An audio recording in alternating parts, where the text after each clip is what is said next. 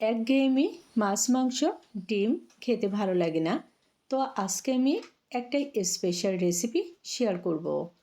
সেজন্য শুরুতে প্যানে নিয়ে নিলাম কয়েকটা কাঁচামরিচ, 1 কাপ পেঁয়াজ কুচি, 1 কাপ রসুন।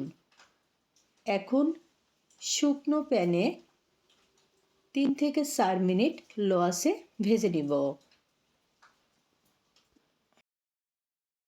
যখন দেখবে হালকা কালার চলে এসেছে আর খুবই সুন্দর ফ্লেভার বের হচ্ছে, তখন এর ভিতরে নিয়ে নিচ্ছি সরিষার তেল 1 টেবিল চামচ।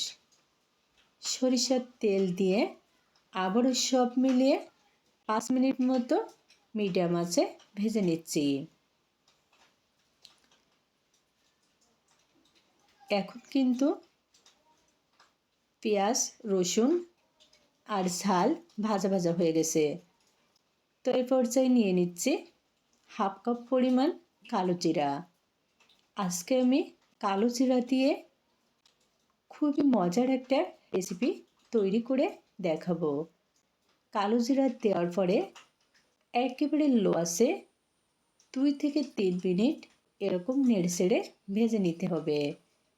এতে করে কালো জিরার যে কাঁচা একটা গন্ধ থাকে সেটা কিন্তু আর থাকবে না, ভাজা ভাজা হয়ে যাবে আর রেসিপিটা খেতে অসাধারণ টেস্টি হবে।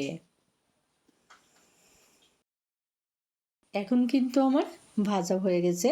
তো চুলা থেকে নামিয়ে ঠান্ডা করে এখন একটা পাটায় নিয়ে নিচ্ছি বেটে নেওয়ার জন্য।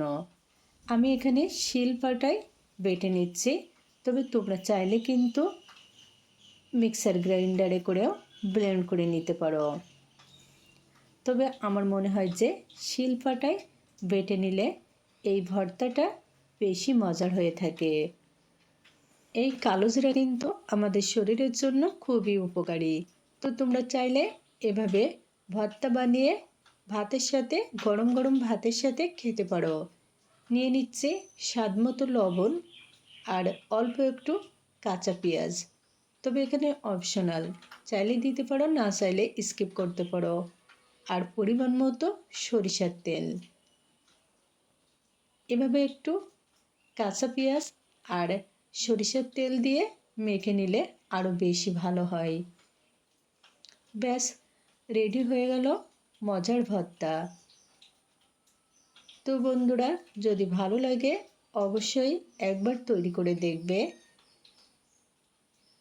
খেতে অসাধারণ হবে।